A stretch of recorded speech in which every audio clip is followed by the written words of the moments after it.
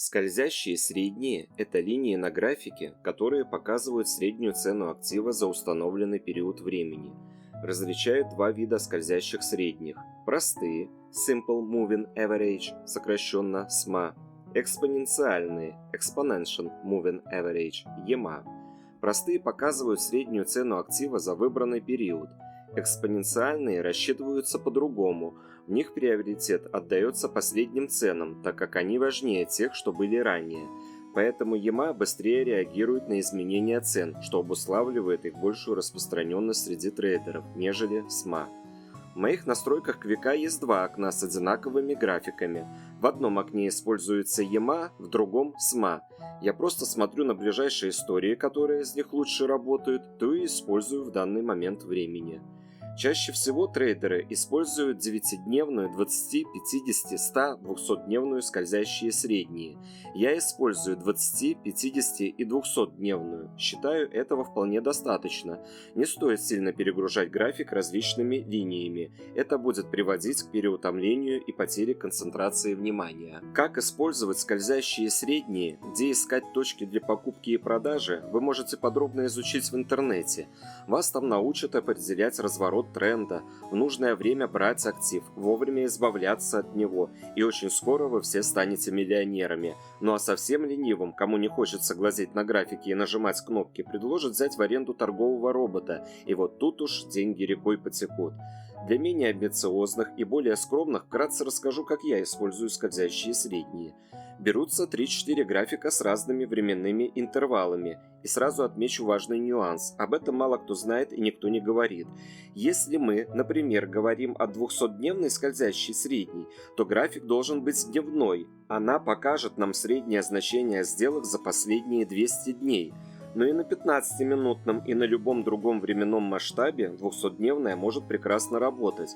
Только в этом случае она будет называться 200-периодной скользящей средней и показывать среднюю цену покупки и продаж за последние 200 свечей.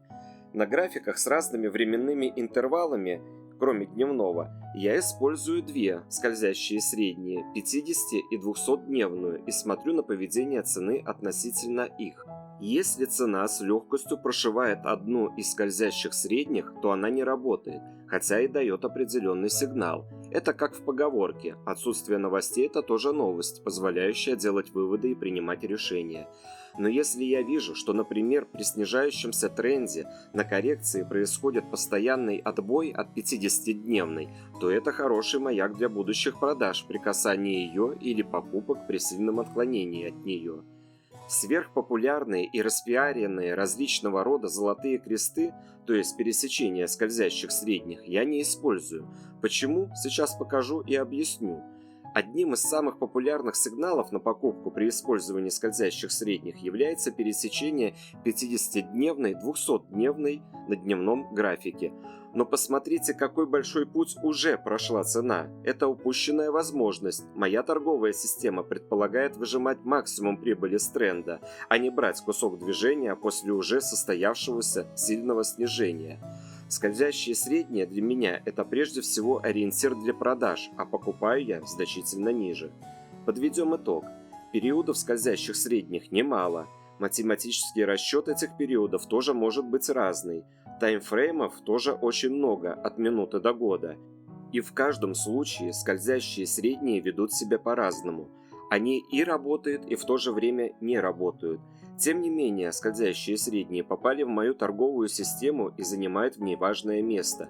Все меняется, и скользящие средние начинают работать, когда ты понимаешь всю глубину причин изменения рыночных цен, когда перед тобой не стоит вопрос, что выбрать, фундаментальный или технический анализ, когда ты знаешь, что торговые роботы могут занимать до 80% объема торговли, а алгоритмы, по которым они работают, как раз в абсолютном большинстве и построены на использовании скользящих средних.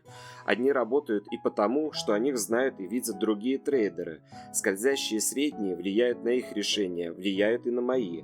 Чтобы их эффективно использовать, нужен большой опыт, многолетние наблюдения, тестирование, систематизация данных и выработка алгоритмов принятия решений. Но не стоит забывать, что, как и любой другой инструмент технического анализа, скользящие средние не панацея, и ни один торговый робот на длинной дистанции вам денег не принесет. Скользящие средние используются в совокупности с другими инструментами. Трейдеры бывают разные. Кто-то любит торговать внутри дня, кто-то между. Другие держат позицию от нескольких недель до нескольких месяцев. Скользящие средние показывают, кого больше, кто сильнее. Зная их психологию, зная то, как работает каждая отдельная группа, можно с высокой долей вероятности предугадывать, где они будут заходить или фиксировать позицию.